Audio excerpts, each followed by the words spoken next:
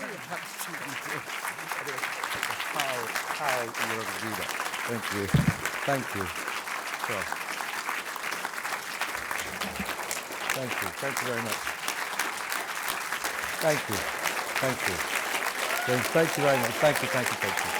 Thank you. Thank you. Thank you.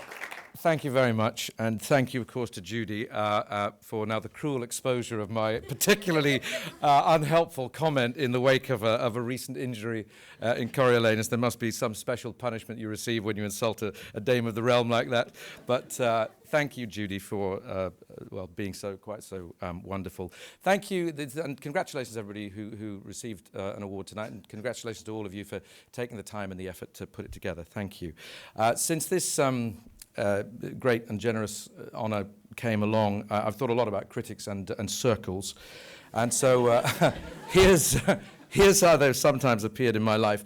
At a luncheon, they used to do this, don't know if we do it now anymore, but after the press screening of Henry V in 1989, which was my first film as a director, I sat next to Dilys Powell, whose name graces this award, and she was a very glamorous figure to me. Anyway, she reminded me of one of those great sort of Hollywood costume designers like Edith Head, very sort of glamorous and elegant. And we talked about everything except, you might understand, her review for my directing debut, with the single exception, there is a circular story to this, of pointing out that Judi Dench, that Judy was, in addition to, in my view, being our most magnificent stage actress, on the evidence of this film, Henry V, and indeed many other movies, Miss Powell said that if Judy actually enjoyed, she wasn't sure if she did, enjoyed the process of working in front of a camera, that she predicted that she could also be our greatest screen actress. Now, Judy, I'm not saying that you playing Mistress Quickly in our film actually led to James Bond, but Dilys Powell was rather prescient, and all I can say is that both characters' names start with M. Just saying, that's all. So I think that particular circle is squared tonight. But actually looking further back into the sort of circle of that film's history, I also remember one critic who happened to help it on his way, and this is the weird wheels within wheels. It was 1983, and I was performing on a very, very tiny stage in the Waterloo Road to a very sparse and, frankly, indifferent public. A solo show of, get this, Alfred Lord Tennyson's 1400-line monodrama, Maud, or The Madness. It was an hour and 20 minutes of classical verse about losing your mind. As you can see, my commercial instincts were strong even then. And the nadir of my experience of that production was on the evening, you're all far too young to remember, but the old GLC was abolished. And there was a massive and very noisy firework display to commemorate it, which happened directly outside our theatre. So I could not therefore be heard by the audience that night, which perhaps was fortunate because there were only 12 of them. 6 of them were my family, and 25% of them were asleep. Their snores being the only thing that, of course, topped the sound of the fireworks. So imagine, therefore, my surprise and delight when the following Wednesday, just as we were about to cancel the run of the whole show, because it was a disaster, the Evening Standard newspaper sent along their, at that time, junior reviewer, one Charles Spencer, who gave us a great review, which promptly had the remainder of the run sold out. And as a result of that notice, directly as a result of that review, the casting director of the Royal Shakespeare Company came to the show the next evening, and I was then, the next day, promptly called into audition for the role of Henry V, which experience began a journey that took me all the way, years later, to lunch with Dilys Powell. So, Mr. Spencer, you have a lot to answer for.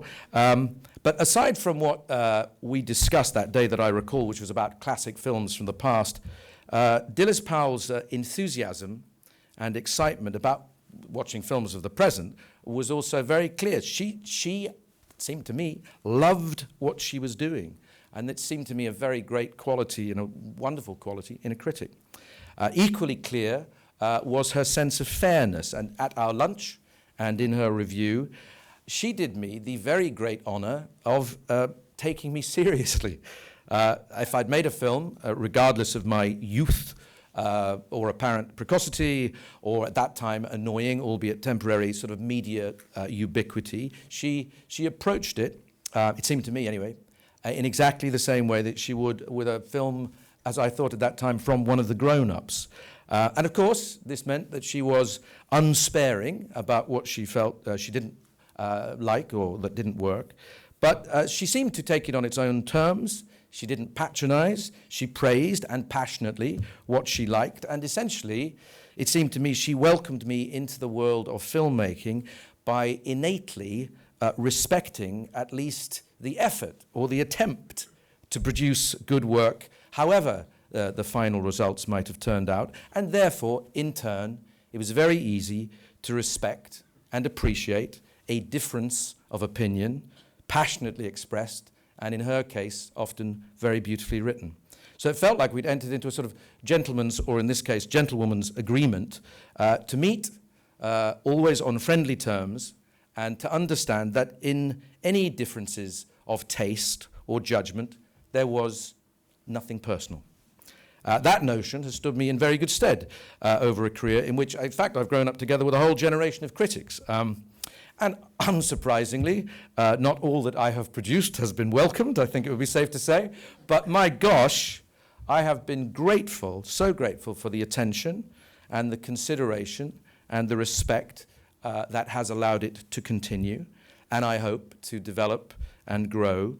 And so this very, very generous recognition is deeply appreciated. And, you know, in a world where everyone has the possibility to be a critic, I value, more than I ever thought I would or could, the consideration of professional critics for a practiced and relatively considered, given the pace of things, and often thoughtful approach to our work, even when they are occasionally telling me it's rubbish.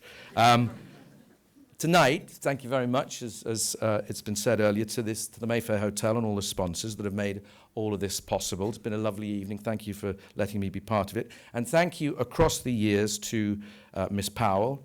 Thanks to my hero, the quite wonderful Judi Dench.